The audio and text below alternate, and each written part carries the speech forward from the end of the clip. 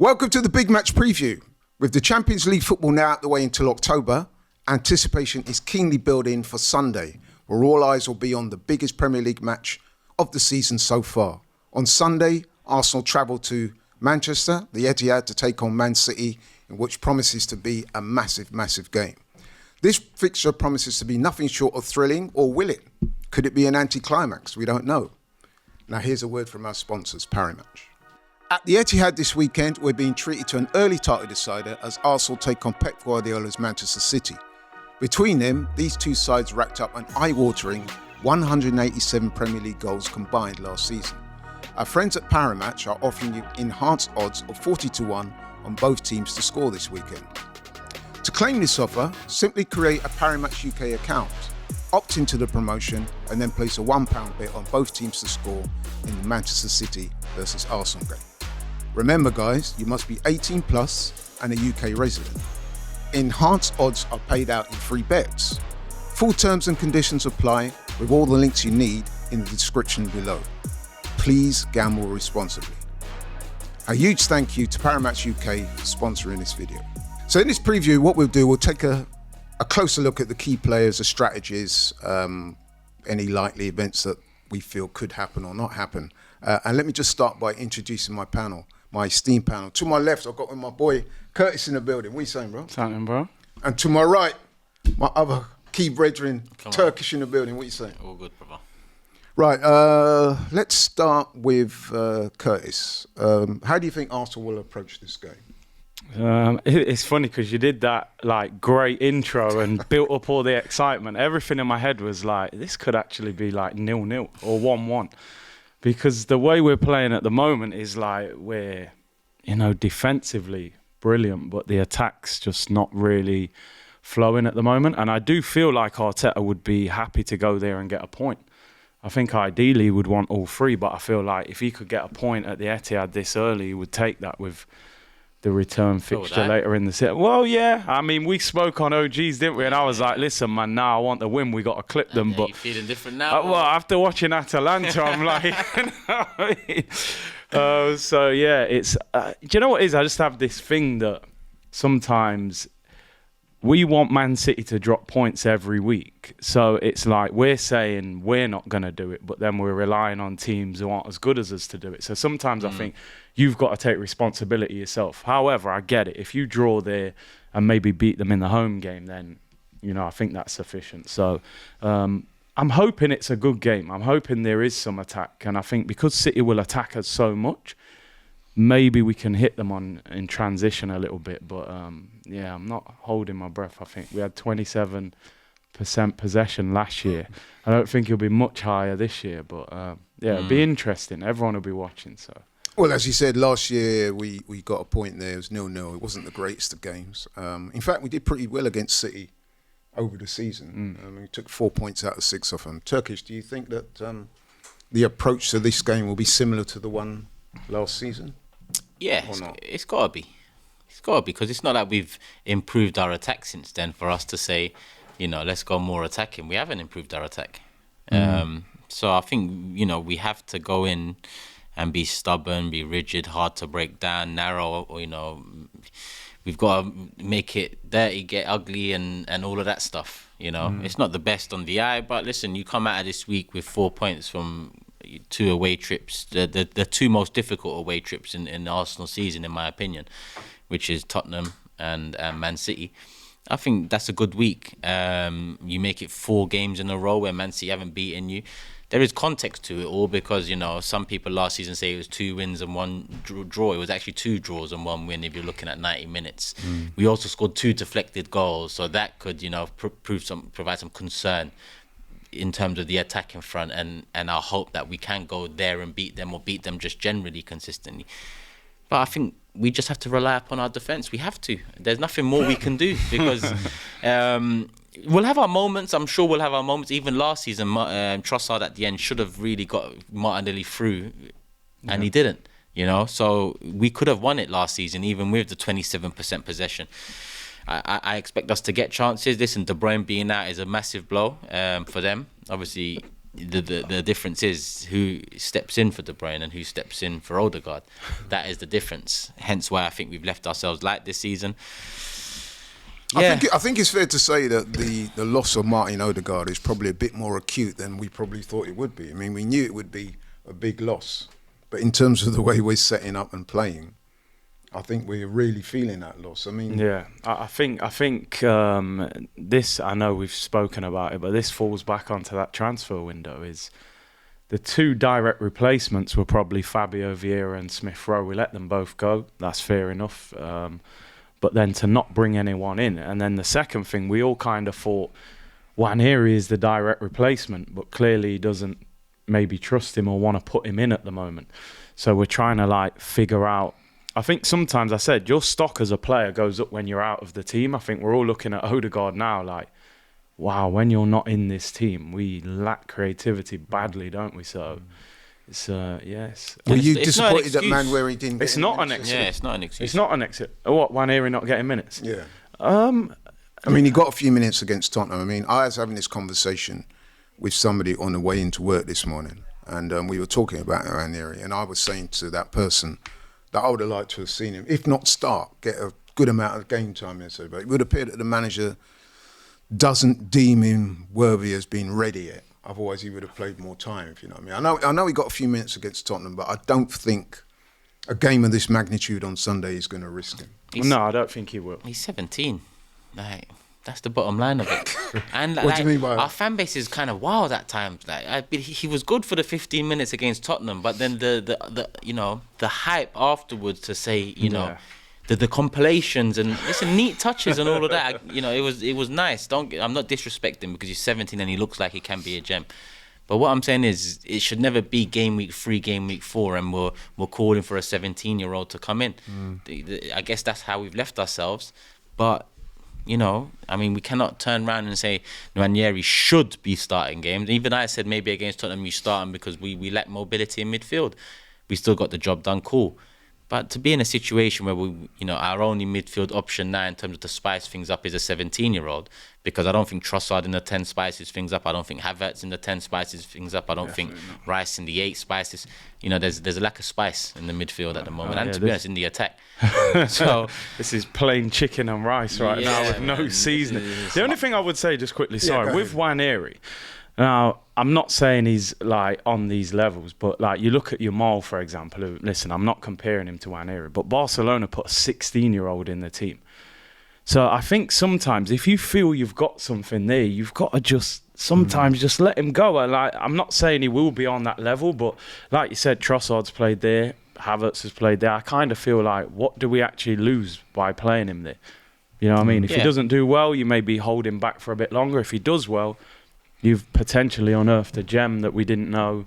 I just got a bit of PTSD with it all. Like, I'm going to admit that now. Before Go on. Before I think every Arsenal fan's got PTSD. Because like, even like, it's just reminisce a familiar feeling of things that's happened in the past. I mean, remember when we replaced Vieira with Fabregas? Listen, Fabregas was a great player. Yeah. But he was very young, and we was going in a different direction. And then some of the older players later on felt, you know, some of these players that we relied on a few years later, looked around and thought to themselves, where is the people above us, the experienced ones that should be helping us on this journey and whatnot. I know football's changed an awful lot now, and young players are relied upon a hell of a lot more now than then. But like I said, we had to close the gap on City this season, and I feel like to leave ourselves with only Nwaneri as the spicy option in terms of a midfield attacking, it's quite poor. Especially when we're talking about Etihad on the weekend. Yeah. It could well come down to, I mean, I think it's common knowledge now that we've got the best defence in the league. And I think it's also fair to say that City have got the best attack in the league. So it's kind of attack versus defence kind of game, isn't it? And obviously with Odegaard being out, you guys have said that stifles the creativity of the team. Funnily enough, though, I've got some. Like, I was reading a Sky Sports analysis today. They've got the attacking comparison and the defensive comparison. And listen, I'm not a stats man, but I mean, you know, it is interesting to read. So I just want to read it out just so people in the comments maybe. I love a stat, as you know. So the attacking comparison, you're right. Obviously, we can get into that if you want to hear the numbers, but you're right. It's well and truly in City's favour. They're first in pretty much every metric, from final third passes, goals, XG, etc. Defensively, I just brought it up now. And goals conceded, we are first with 1. City are 5th with 3. XG conceded, we're 4th with 4.22, and they're 2nd with 3. So they're better in that department. Shots on target conceded, we're 8th with 15, and they're 2nd with 11. So again, they're better in that department. Shots conceded inside the box, we are 11th with 38 conceded. They're 2nd with 19 conceded. Shots or goals from errors, we are 19th with 5. They are 16th with 4. And lastly, goalkeeper saved, we are 5th with 14. They are 14th with 10. So, defensively, it's still quite even as well. Yeah. We just rely upon it a lot more. That's that's how we tend to win games. It's certainly the way we beat Tottenham. Because I think I saw another stat which said we've only scored 1 goal from open play in our last 3 games. Yeah, that was, you know what I mean. The goal. So arguably, they've already found a better balance this season, Man City, than us. Because like I said, the attacking ones, just they're first in goals, first in expected goals, first shots on target, first chances created, and first in final third passes. We go from 5th to 14th to 12th in a few different departments there. So, statistically, it hasn't been a great start to the season, but 10 points out of 12 when you consider the first 4 games is solid. It's just about clicking now. And last season we clicked, but in the end, the click was far too late, even though the click came before the calendar year. January. Yeah. This time, we know now that even a 19-game run where you just lose 1 or draw 1 might not be enough. So these things matter now early on in the season. So let's see. So how big do you think this game is, guys? I mean, I've spoken to different fans with different opinions. Some people say, look, it's a massive game. It's all or nothing. I'm not sure if I'm quite in that category. But it is a massive game for sure. But do we have to win it? Would a point suffice? If we lose a game or don't win the game, how much of a difference or significance do you think that matters over the course of a season? Because like I said earlier, we didn't lose to City last season, but we still didn't win the league. Yeah. So. Listen, I think win, lose or draw, nothing is decided on Sunday. It just swings things in favour if you win or lose. I think if we win, it's a massive psychological advantage to beat them in their stadium. And for Arteta to know, I've got the better of Pep in the Etihad. I think it's a big psychological hurdle. I think if we lost, we'd be 5 points behind them, which is, you can overturn it, but it is difficult. But I think there is enough time in the season to still catch them. But I don't think we can afford to lose. Having said that, I think you've got to at least get a point there. Is that from a psychological perspective? And just a footballing point of view, because at the end of the day, 2 seasons ago, we were ahead of them by 8 points and still didn't win the league. So being 5 points behind them and them having, because we usually say Man City don't start the season quickly. Do you know what I mean? And they're already top of the league. Haaland's got more goals than Arsenal. So, it's... Don't remind me. Yeah, so listen, Haaland, we've got to cut off the supply now. If De Bruyne's out, can we stop them? And I think if anybody can stop Haaland, it is Gabriel and Saliba. They have done well against them before. So for me, listen, I want to see Arsenal defend well, but when you've got an opportunity to try and get at them, because even in the Brentford game, Brentford created 1 or 2 big chances towards the end of that game, and I'm thinking, well, Arsenal should be able to do that as well. Even at the beginning, yeah. Yeah, even at they scored after 30 seconds. So I think Arsenal have opportunities to score against them. Okay, Turkish question for you. Who do you see as being the key players for us this Sunday? I mean, we spoke about defence, and we should also give David Raya a big shout. Just say the goalkeeper in the defence. Right now it's Raya, Saliba, Gabriel. No, I'm kind of thinking, because we've spoken about the defence, that's taken care of. Raya's in the form of his life right now. He's been outstanding. But I'm looking a bit further up the pitch, because if we're going to win the game, then someone's going to have to Rice needs to relieve pressure. We're going to be under a lot of pressure in the game. Rice needs to help relieve the pressure by carrying the ball, through the midfield and...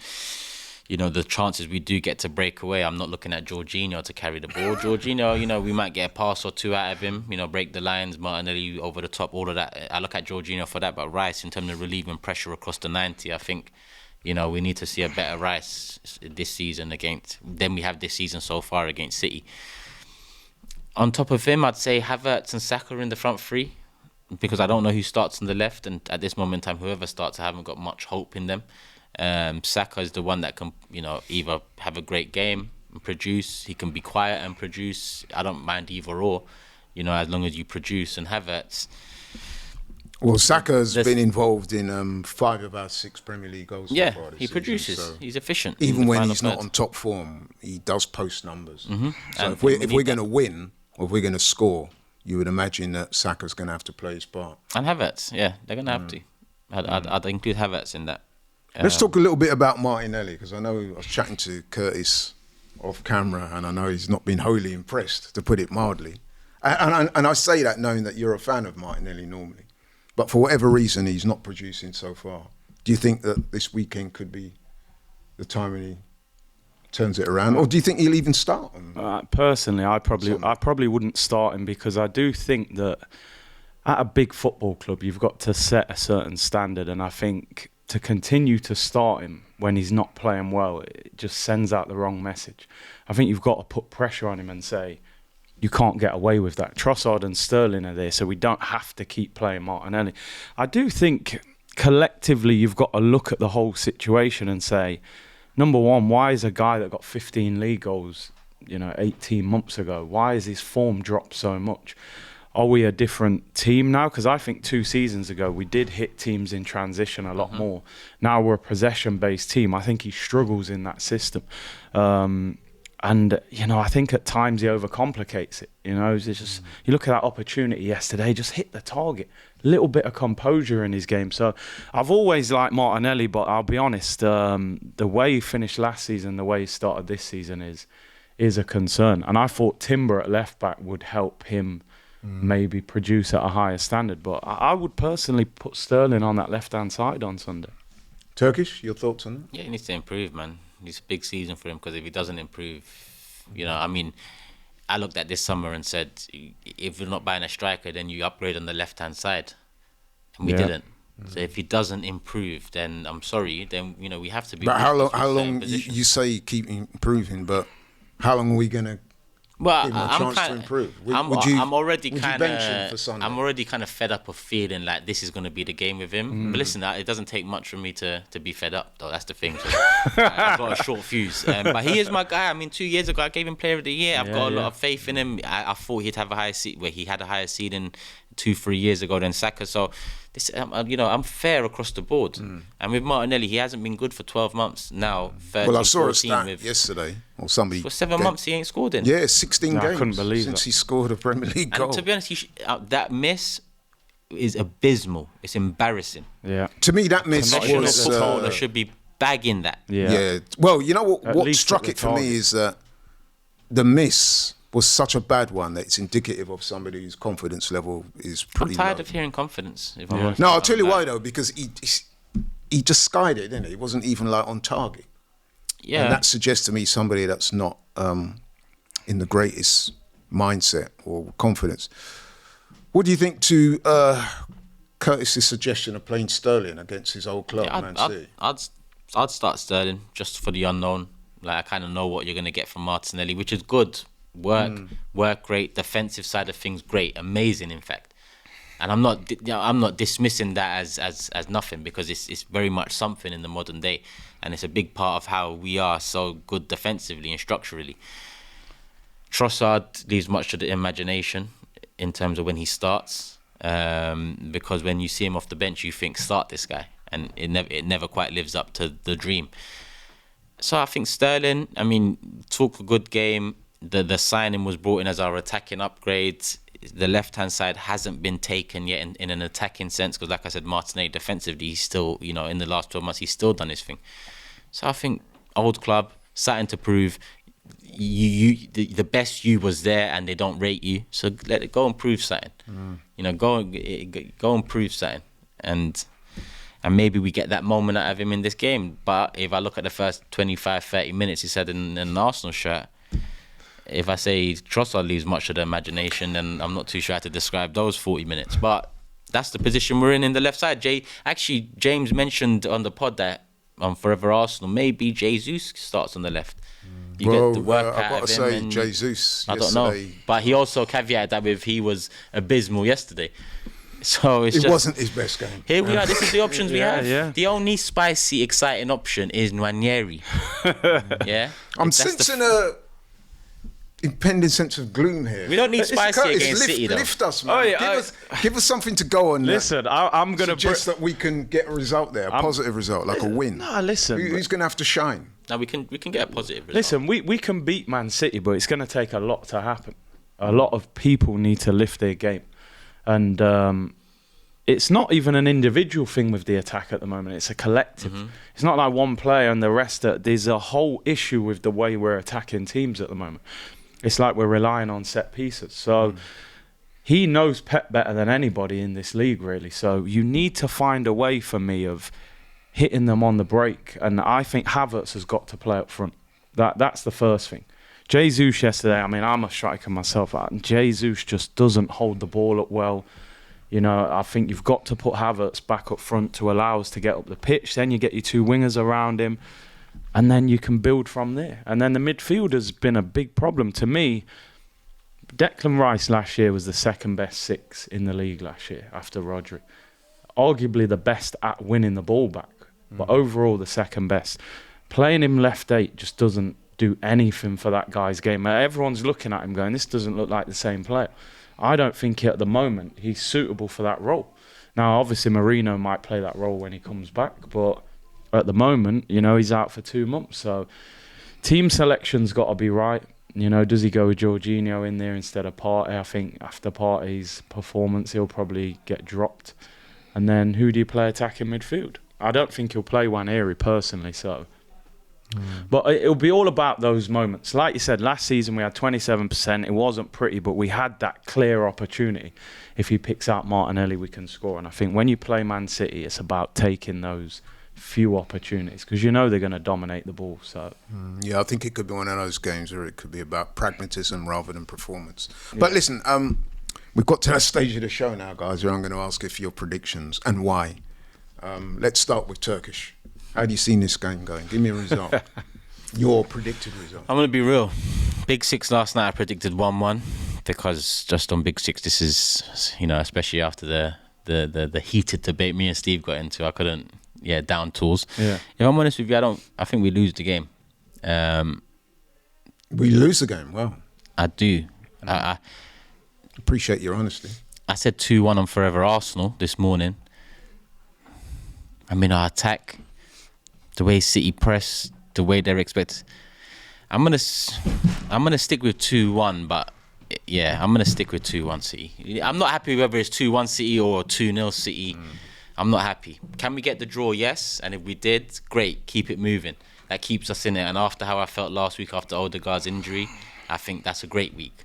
But if we lose, going 5 points behind them, very early, very reactionary of me, I know, apologies, but I think 5 points behind City come game week 38 will be, unsurmountable. Pivotal.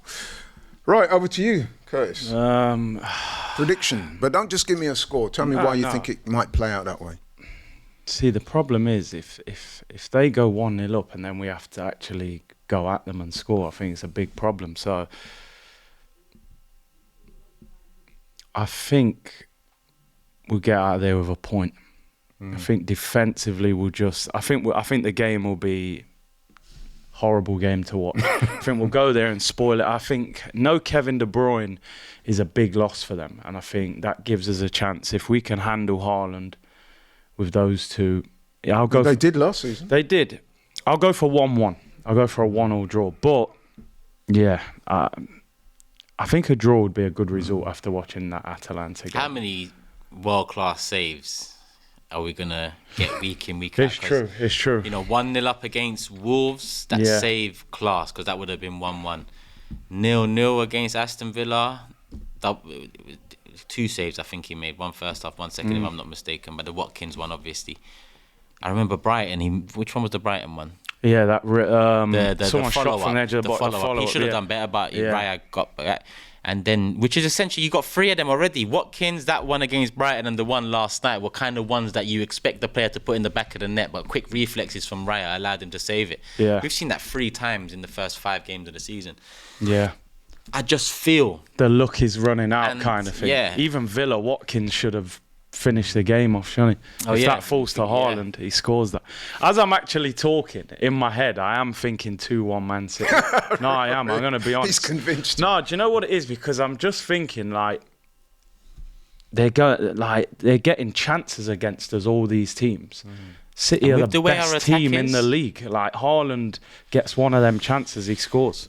If they score first, it could be an ugly day. Yeah, if they score first, I think 2-1. But if we score first, we might hang on to a 1-1. So I'm kind of sitting on the fence there. You are a little bit. That's but, a bit, yeah. But we'll let you get away. Yeah, I get away with But you know what? It's incumbent upon me to be positive. I'm going to take a leaf out of Robbie's book. and I'm going to factor in the fact that we're unbeaten away from home for 11 straight games. And during that time, we've only conceded 3 goals. We scored 28. I do think, as I said earlier, it'll be a case of pragmatism over performance. But I am fancying Saliba and Gabriel and Co and Timber and Ben White to stop Haaland to an extent. But I'm going 1-1. I think we can get a 1-1 draw. I know it's not the greatest result. And I would just say this as well. I'm going to disagree with my friend here. I don't think the outcome of Sunday, especially if it's a draw, is particularly significant in terms of the title. Because as I pointed out earlier, we took 4 points out of 6 from City last season, got a win and a draw, and we still came up short in terms of the title. So I don't think what happens on Saturday is going to be particularly significant in terms of who wins the title. But don't get me wrong, it's a very important game, but I don't think the title is going to be decided by what happens on Sunday. But I will go for a draw. So thanks, guys. And thank you guys for watching. And don't forget to look out for the Start 11 show that we're also going to be doing at the weekend, and also the game that we'll be doing a live watch along for. And I also think that there will be another show where we'll be discussing who's going to feature in the starting 11 for that game on Sunday. So keep it locked and loaded on AFTV, your one-stop shop for all AFTV and Arsenal content. Thank you very much. We are out.